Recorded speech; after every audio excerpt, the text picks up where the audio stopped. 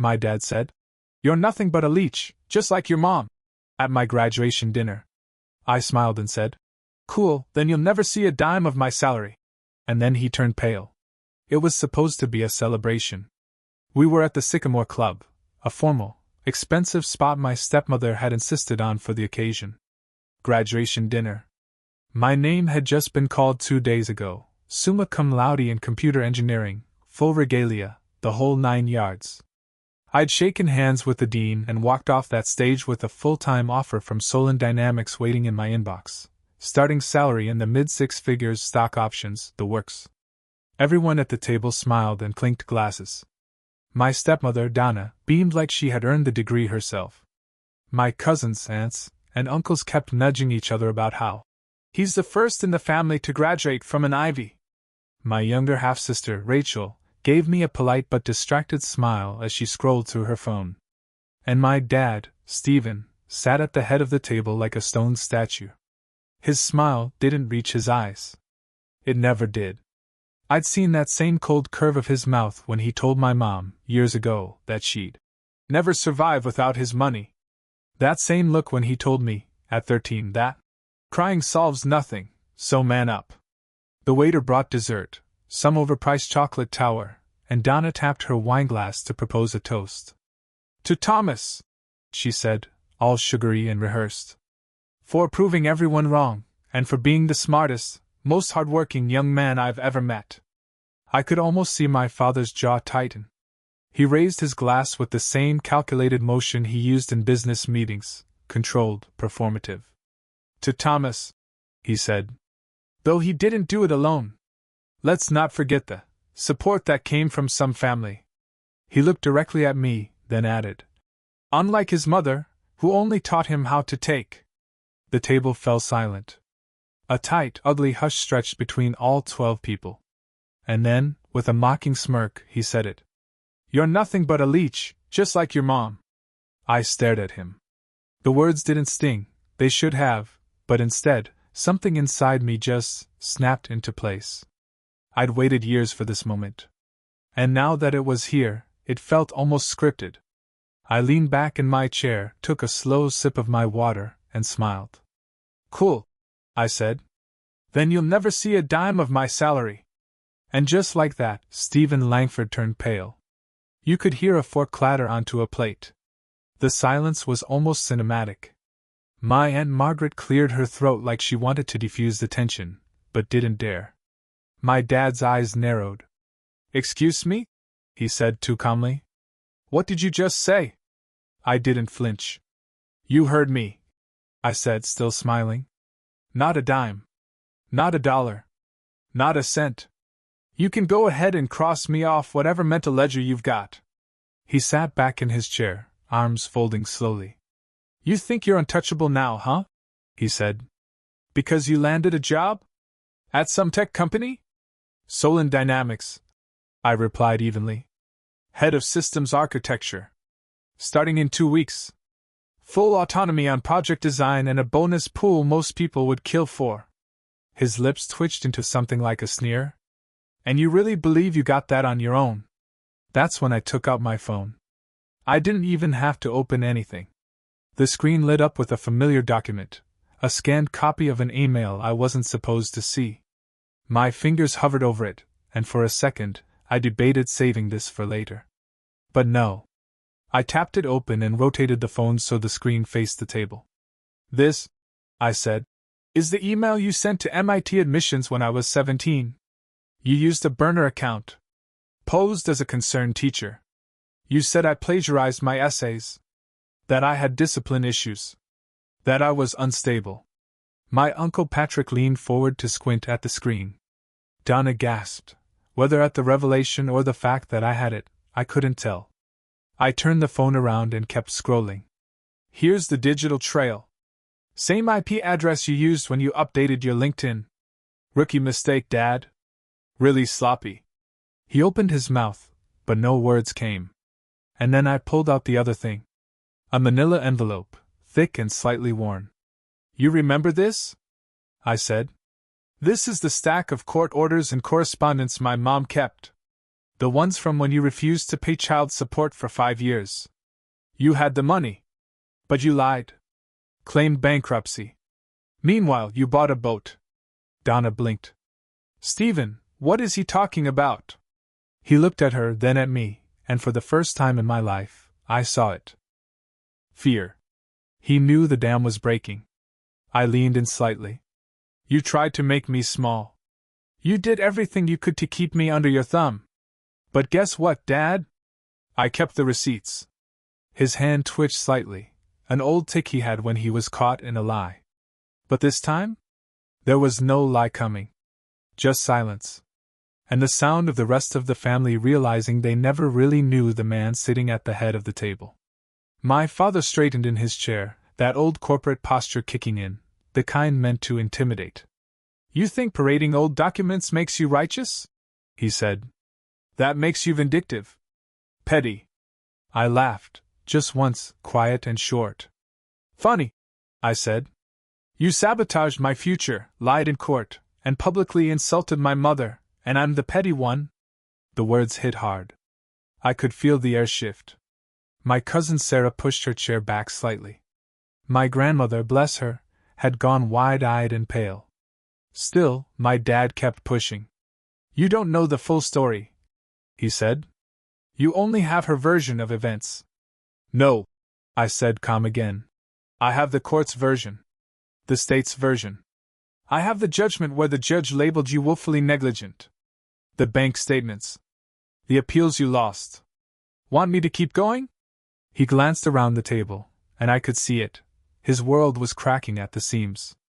Donna was no longer beaming. She was staring at him like she'd never seen him before. And let's talk about that scholarship, I continued. You remember the one I lost senior year of high school? The one I cried about for 3 days straight? He said nothing. I held up another document, this one folded and faded. They revoked it because someone sent them an anonymous tip claiming I fabricated my community service hours.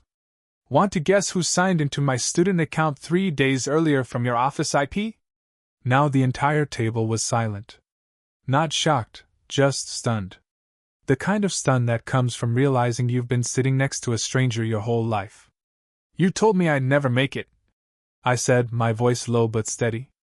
That I was just like Mom. A leech. Useless. Well, guess what? She's doing just fine. And now so am I. You have no idea what it takes to succeed, he snapped suddenly.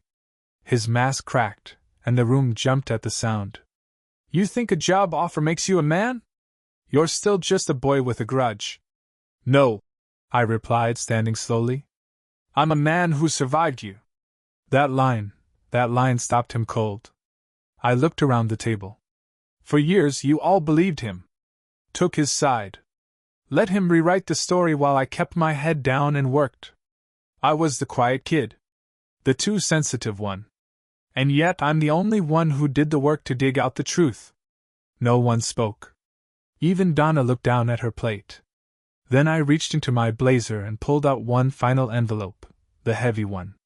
And since we're all here, I added, might as well let you all know, I bought a house last month. Paid in full. Gated community. Quiet street. It's mine.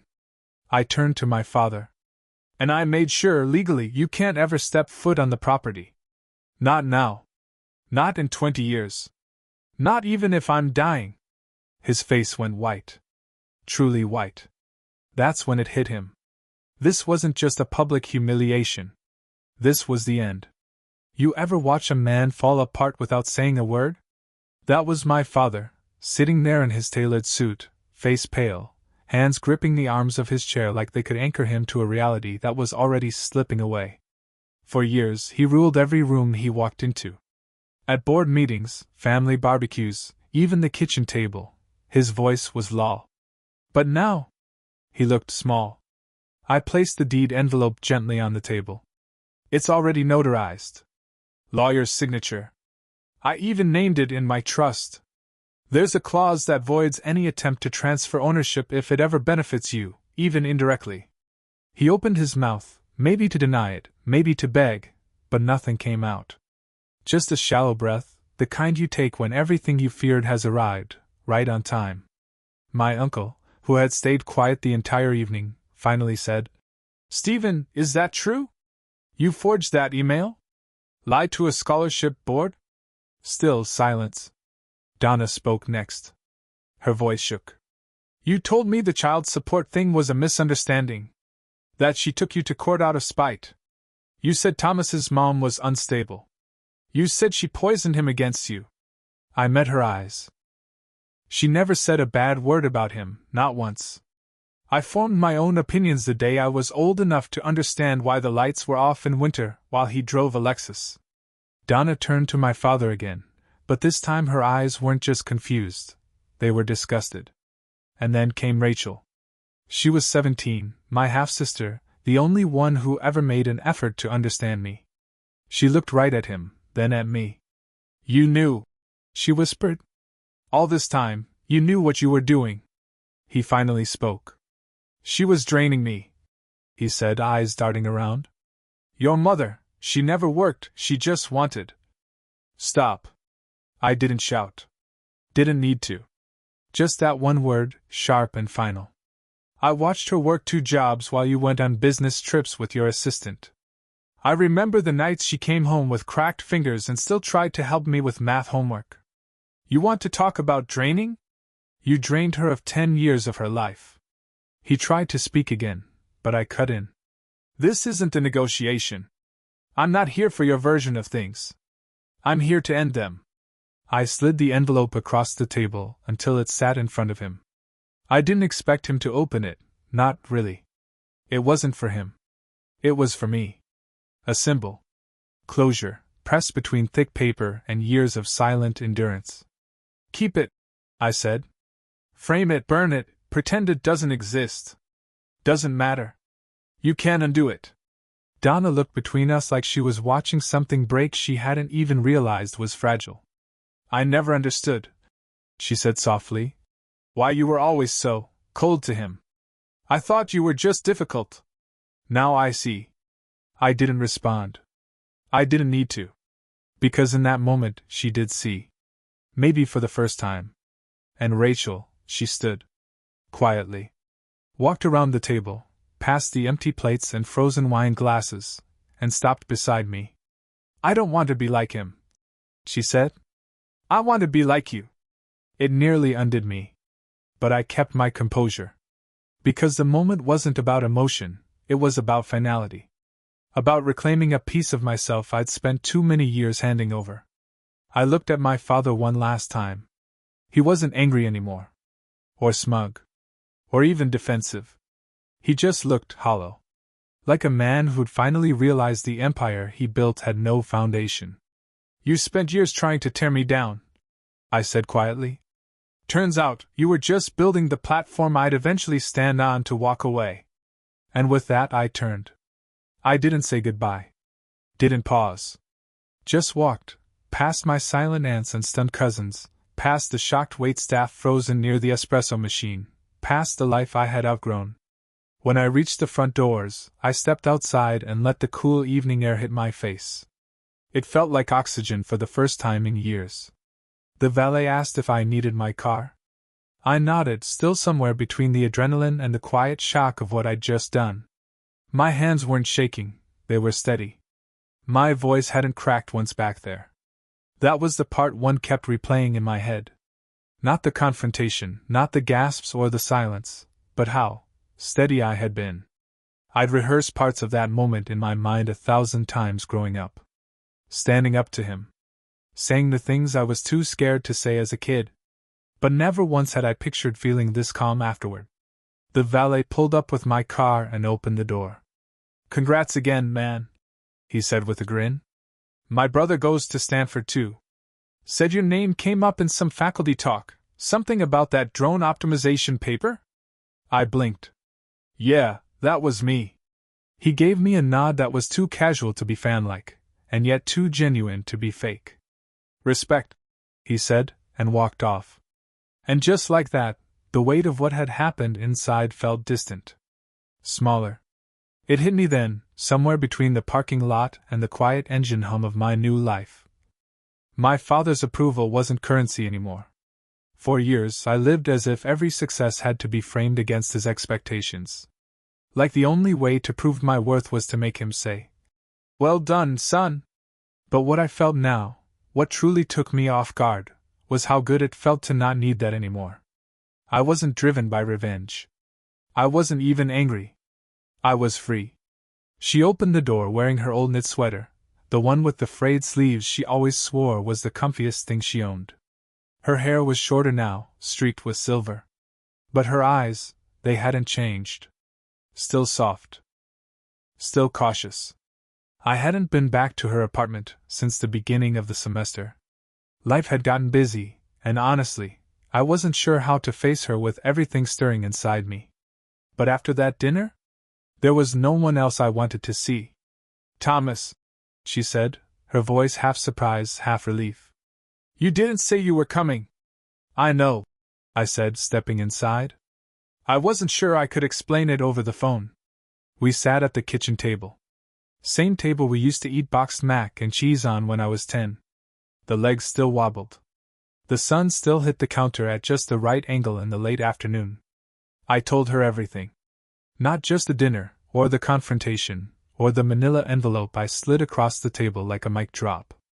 I told her about the years of resentment. The guilt. The pressure to succeed, not for myself, but to prove he was wrong about both of us. She didn't interrupt. Not once. She just listened, hands folded, occasionally blinking away tears that never quite fell. When I finished, she exhaled like she'd been holding her breath for over a decade. "I always knew he'd try to break you," she said. "I just never imagined you'd be the one to undo him." I laughed, even though I didn't mean to. "I didn't plan for it to go that way. It just happened." "No, sweetheart," she said gently. "It didn't just happen. You stood up for yourself. You showed him what real strength looks like." We sat there for a long time after that. No talking. Just peace. Then she reached for my hand.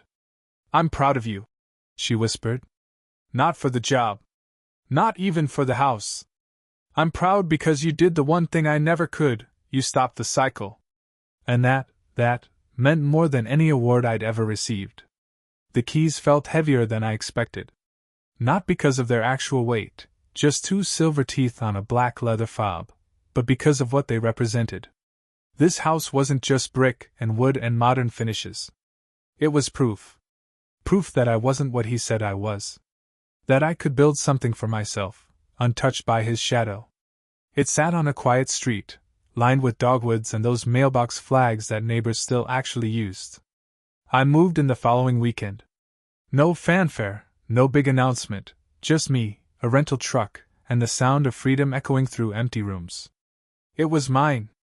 Paid in full. Titled in a trust, airtight with legal clauses. Not a loophole in sight. On the second night, I was unpacking a box labeled "Old School Stuff" when I came across something I hadn't seen in years. A folder my mom had kept, full of hand-drawn charts and post-it notes. It was her tracking system. Tuition deadlines. Scholarship leads. Part-time job schedules. My SAT prep scribbled beside grocery lists. One post-it just read, "For Thomas. Don't give up." I sat on the hardwood floor, folder in my lap, and felt something in my chest crack open, something that had been sealed shut since the day my dad told me I'd never amount to anything without his name. Turns out, I didn't need his name. I had hers. And my own. I took a photo of that post-it and stuck the original on my fridge, right next to my offer letter from Solon Dynamics. It felt right. Later that night, I got a call from an unknown number. I didn't answer. A voicemail came through 30 seconds later. It was him. His voice was lower than usual. Hesitant. "Thomas. I didn't mean what I said. You caught me off guard. Let's talk." I deleted it. No anger. No satisfaction. Just closure. It happened at the grocery store of all places. I was walking down the aisle with a half-empty cart, scanning for almond milk, when I turned a corner, and there he was. My father. Stephen. looking thinner, older. Wearing one of those department store jackets he used to scoff at when I was a kid. We locked eyes. Just for a second. I didn't plan to say anything. I wasn't there to revisit ghosts, I just wanted groceries.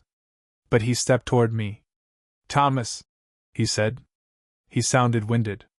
Like just saying my name took something out of him. I stayed still. Measured. Calm. "Stephen." That startled him a bit. Not Dad. Not even Father. Just Stephen.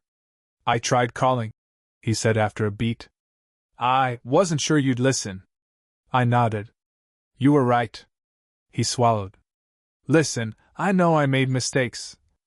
"No," I cut in, gently but firmly. "You made choices. Calling them mistakes makes it sound accidental. You hurt people. You tried to hurt me." Repeatedly. A few shoppers passed by, oblivious. 2 kids giggled near the cereal. He looked away. "You don't know what it was like for me back then. I was under pressure. I felt like she, your mother, was trying to ruin my life." I almost laughed. "She wasn't trying to ruin your life, Stephen. She was surviving. You were just mad she did it without you." That one landed. He opened his mouth. Closed it. "Is there anything I can do? I'm not asking for money. I just want to rebuild something." That's when I saw it. Not regret. Not guilt. Just loneliness. And while part of me pitied him, I knew something else too. I didn't know him rescue from the life he built. I looked him in the eye. "You taught me what kind of man I never want to be. That's the only legacy you gave me. And I'm grateful for it." I turned my cart and walked away. No drama. No final line. Just distance. He didn't follow. It's strange what sticks with you. Not the big showdowns or the mic drop moments, but the quiet after. The stillness. The silence that lets you finally hear yourself again. After that encounter in the grocery store, I drove home with the windows down. No music. Just the sound of wind threading through the cabin. I didn't feel triumphant. I didn't feel broken. I just felt done. And that's not a bad thing. The house was warm when I walked in. Sunlight stretching across the floor like a welcome mat. My diploma sat in a frame on the entryway table, just beneath that yellowed post-it from my mom. "For Thomas. Don't give up." I hadn't. But this story wasn't about revenge. Not really. It started with a dinner table insult, but it ended with something far bigger. Bigger than him. Bigger than me. It ended with freedom. Not just from his voice, but from the quiet lie I'd been carrying since I was a kid, that I had to prove something to be worthy of peace. I don't. And if you're listening, if you've ever been made to feel small, silenced, invisible by someone who was supposed to protect you, let me tell you what I wish someone had told me. You don't need to be better to deserve respect. You don't need to win to deserve peace. And you certainly don't owe forgiveness to someone who only wants it so they can sleep at night. Reclaiming your dignity is more than a confrontation, it's the decision to stop living by their story. So no, my father will never step foot in my home. He'll never see a dime of my salary. But that's not the point anymore. The point is, I walked away, head high, while he stayed behind in the wreckage he built. And that's worth more than any paycheck I'll ever earn.